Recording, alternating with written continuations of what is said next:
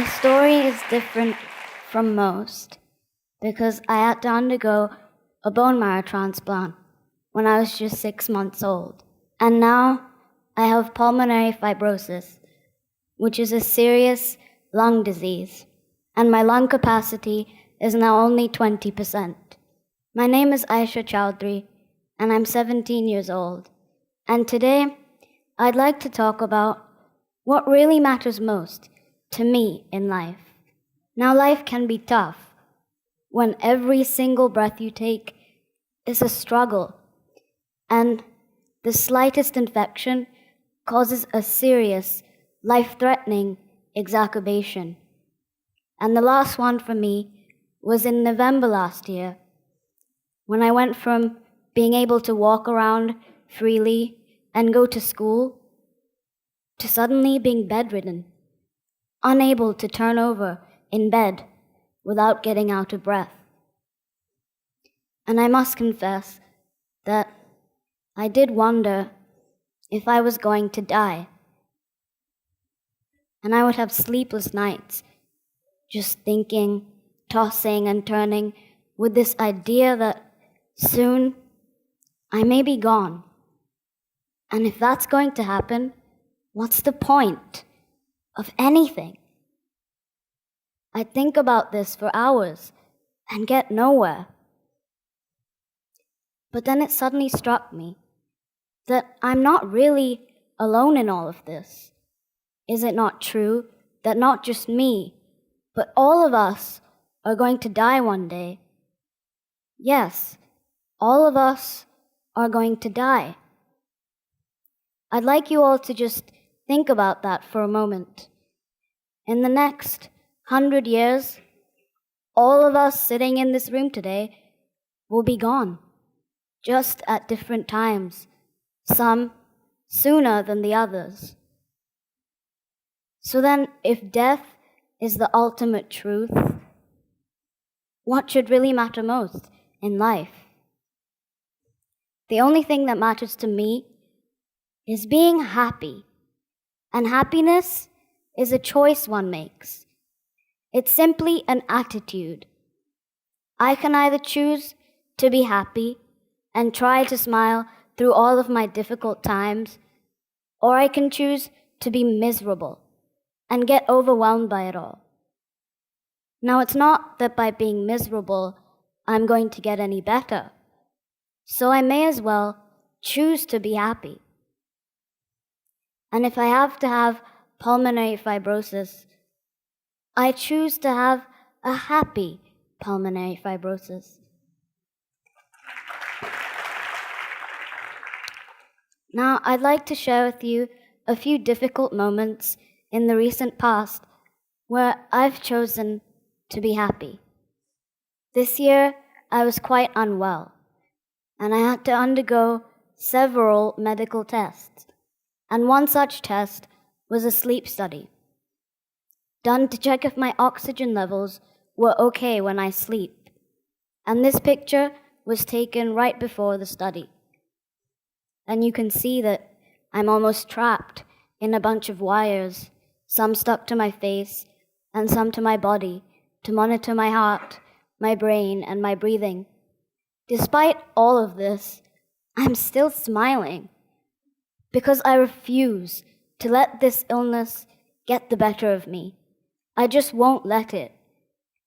And I chose to find humor in observing the man who was doing my sleep study.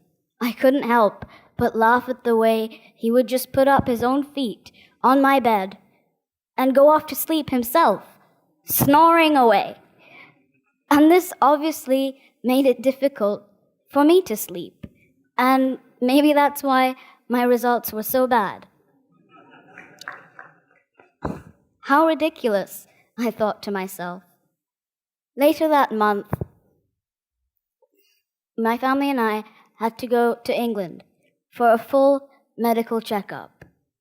And the days were filled with long, boring medical appointments, talking about lung transplant, and what seemed like endless amounts of tests. This is a picture of my brother and I just after I had spent one long day at the hospital. But guess where we were headed in this photo? To see a Broadway show in London. And it was fabulous.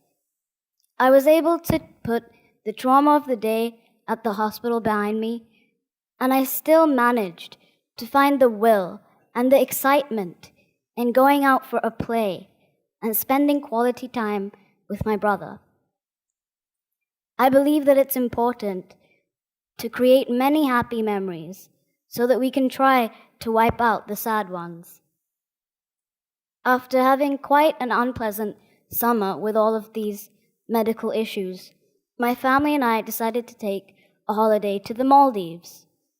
And there was so much to do in the Maldives.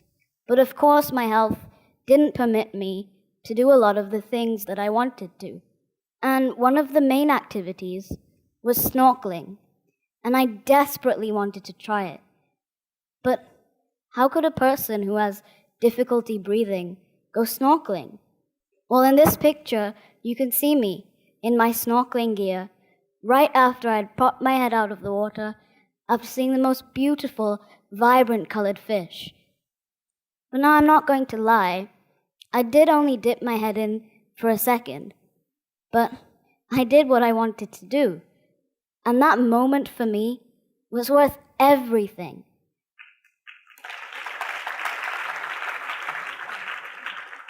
And I felt extreme happiness and was even surprised at myself for doing something that everyone wasn't sure was really possible. So happiness is clearly a choice one can make. No matter what, no matter where, you can find it if you look for it. In fact, Tom Wilson once said, "A smile is happiness that you can find right under your nose." I feel that happiness is also doing what you truly love. And for me, my love is for art, simply because it allows me to express myself in such a beautiful and unique way. As I dip my brush in the vibrant colors of paint and can almost feel the paint being smeared onto the fabric of the canvas, I tend to forget all of my worries and the difficult situation that I'm really in. And art makes me happy because it almost becomes a whole other world where I can escape, at least for a little while. And these days, my most favorite subject to paint is dogs. And now I'd like to introduce you to my own two dogs, Kobe the Labrador and Rolo the Black Pug. You can see who the dominant one is in the relationship. I find it so interesting that even though they can't speak a word, dogs can become the closest thing to your heart, your very best friend and your companion. I love to observe them and try to figure them out, and I can't help but get inspired. Dogs are so similar to humans, yet they carry qualities that we humans struggle to achieve at times. Dogs can find happiness in the smallest of things. Dogs are delighted with a walk, ecstatic with a small treat, and in heaven when you tickle their belly. Now I'd like to share with you a few paintings I've done recently that were inspired by these two guys. The first one is of Kobe, and it's capturing a snapshot of my everyday life, just lying on my bed and watching movies, just as I love to do. The next one,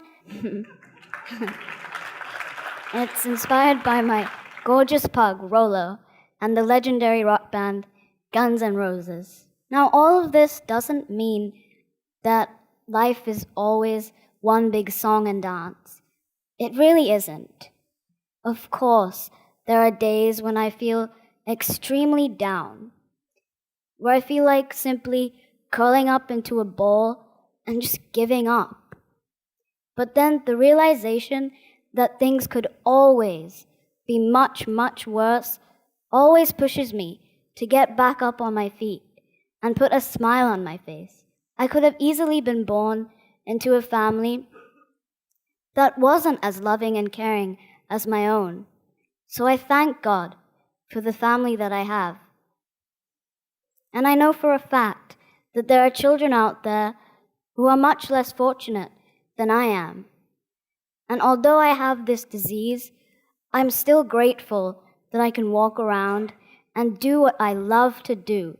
So, happiness is an attitude, happiness is doing what you truly love, and I feel that happiness can only come from acceptance.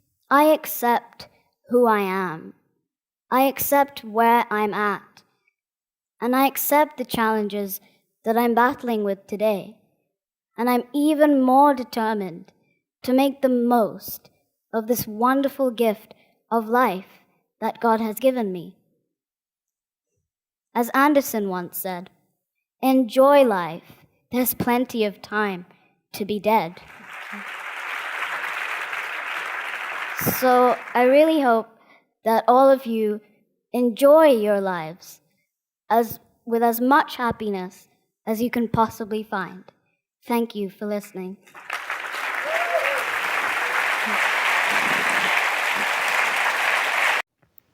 Hope you enjoyed the video. If you do, give it a thumbs up, subscribe for more, and thanks for watching Metal Mentality.